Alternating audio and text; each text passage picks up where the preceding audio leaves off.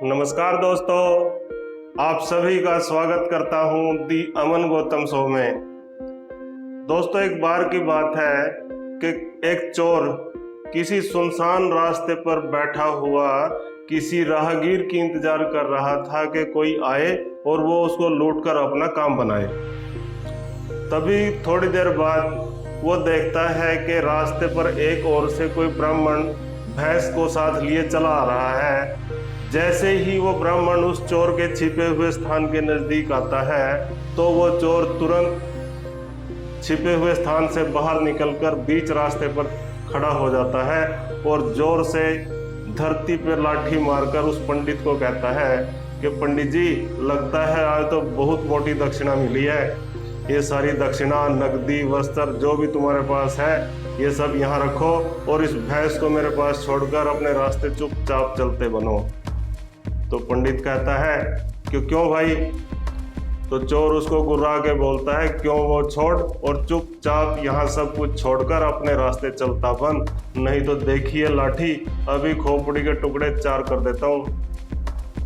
अब जो पंडित बेचारा नकदी, वस्त्र, दक्षिणा में जो मिले थे और जो स्वादिष्ट भोजन उसने भोज पे किया था उसके बारे में सोचता हुआ खुशी खुशी से चला आ रहा था, तुरंत ही उसके सारे सपने हवा हो गए और वो हैरान होकर सोचने लगा कि अब क्या करूं, क्योंकि शरीर में चोर से कुछ कमजोर वो नहीं था पर खाली हाथ था, क्या करता। थोड़ी देर बाद उसने कुछ युक्ति लगाई और उस चोर को बोला कि भाई, भैंस तो तू ले ले, ठीक है, कोई बात नहीं, पर मैं ये चाहता हूँ कि तू भैंस जो ब्राह्मण का जो धन है मुझसे छीनेगा तो तुझे इससे पाप लगेगा। मैं नहीं चाहता कि तुझे पाप लगे, तो इसका उपाय ये है कि अगर हो सके तो कुछ बदले में तू मुझको दे दे और उसके बदले में भैंस मुझसे ले ले तो तू पाप से बच सकता है। अब चोर दोबारा फिर गुर्रा कर उसको बोलता है, यहाँ मेरे पास क्या रखा है तेरे को देने के लिए?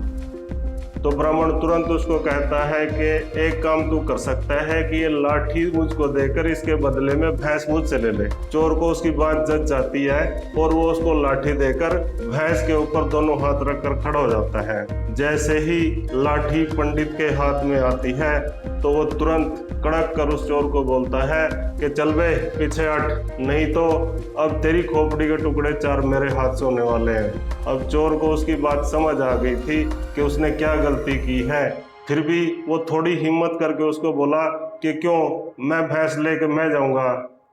अबे मैं तेरे को कह रहा हूँ कि जिसकी लाठी होती है भैंस उसी की होती है, लाठी मेरे पास है।